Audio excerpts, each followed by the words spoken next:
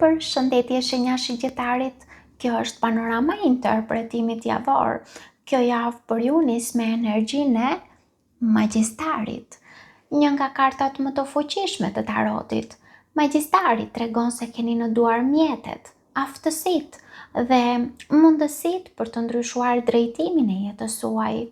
Kjo nuk është një javë për të pritur që gjërat të ndodhin vetë, është një javë për të marrë iniciativën.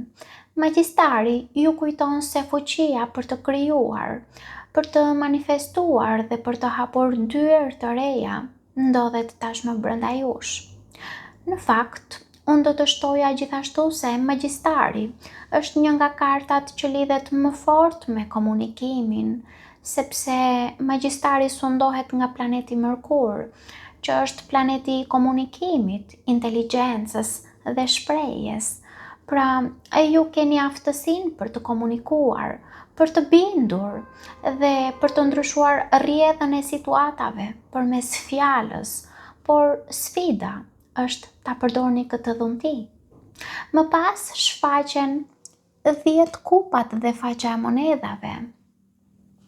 Një kombinim që flet për bekime që lidhen me familjen, marrëdhëniet dhe ndërtimin afatgjatë të qëndrueshëm. Mund të merrni një lajm të mirë, të hidhni hapat e parë drejt një projekti të rëndësishëm ose të krijoni një bazë të fortë për një ëndër që ndoshta e keni mbajtur prej kohësh në zemër. Në aspektin sentimental, ky çift kartash mund të tregojë një lidhje që fillon me thjeshtësi, por ka potencial të rritet në diçka serioze, duke sjellë përmbushje. Në zemër të shtrirjes së kartave ndodhen mbretëresha e shpatave dhe perandoresha. Një kombinim që bashkon mençurinë me dashurinë, logjikën me ndjeshmërinë. Kjo javë ju kërkon të mos zgjidhni vetëm me zemër ose vetëm me mendje, por të gjeni ekuilibrin mes të dyjave. Për disa nga ju mund të jetë një figurë femërore, që mund të jetë nën, partnere, këshilltare ose një grua me ndikim që luan rol të rëndësishëm, e cila është njëkohësisht e drejtë dhe e dhemshur. Për disa mund të ketë vendime të mençura që çojnë drejt bollëkut, dashurisë dhe stabilitetit. Për disa nga ju mund të ketë një marrëdhënie që forcohet përmes komunikimit të sinqertë dhe kujdesit të reciprok. Por ka edhe një këndvështrim tjetër ky çift kartash. Për shembull, mund të lindë një bisedë e fortë, por e nevojshme, që synon zgjidhjen e një situate. Pra, mund të ketë për disa nga ju një përballje ku thuhet e vërteta, por me qëllim për të ndërtuar, jo për të shkatruar. Nëse perandoresha përfaqëson një person në jetën tuaj, pa dallim gjinie, që mund të ketë energji të shenjës së demit ose të shenjës së peshores, atëherë ekziston edhe mundësia për një debat ose mos marrëveshje. Megjithse unë do të thoja se kartat priren më shumë drejt komunikimit që sjell qartësi dhe afrim sesa drejt një konflikti të ashpër. Këto që unë po citoj janë ezaurim këndvështrimesh. Më pas kemi 9 shkopinjtë dhe budallaj, që tregojnë një kontrast shumë interesant. Pse? Sepse nga njëra anë mund të ndiheni të lodhur nga betejat e së kaluarës dhe të kujdesshëm për të mos u lënduar përsëri. Nga ana tjetër, budallai ju thotë të mos lejoni që përvojat e kaluara t'ju pengojnë të përqafoni një fillim të ri. Kartat nuk ju kërkojnë të harroni mësimet e jetës, por të mos i ktheni ato në mure që ju izolojnë nga mundësitë e reja.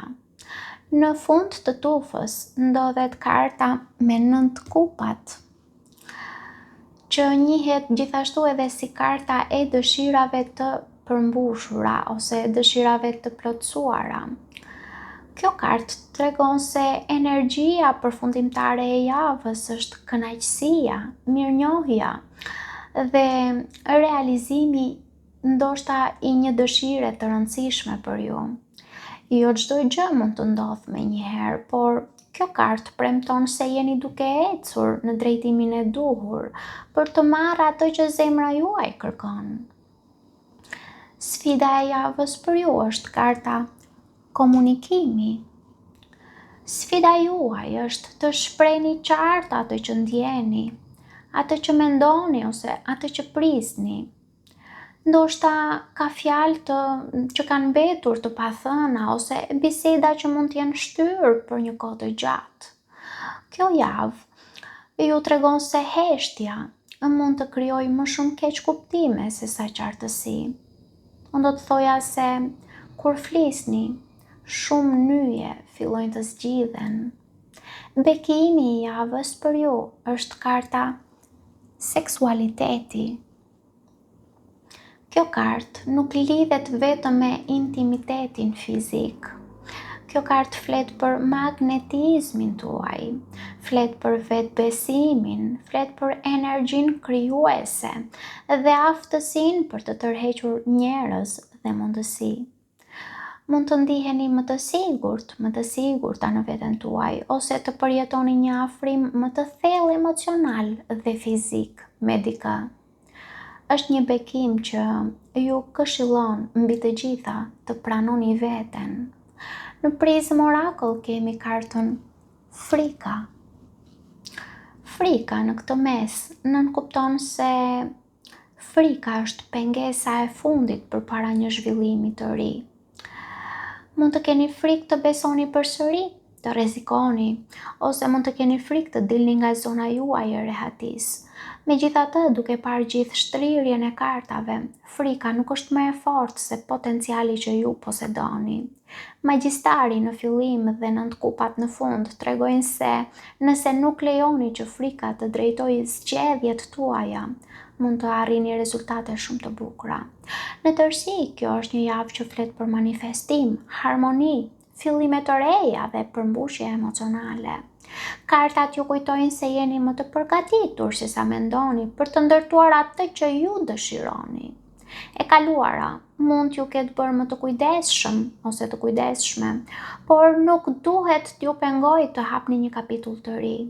Kur zgjidhni të komunikoni me sinqeritet, të besoni në vlerën tuaj dhe të mos ushqeni frikën, kjo javë ka fuqinë t'ju afrojë shumë pranë një dëshire që ndoshta e keni pritur prej kohësh të realizohet. Paçi.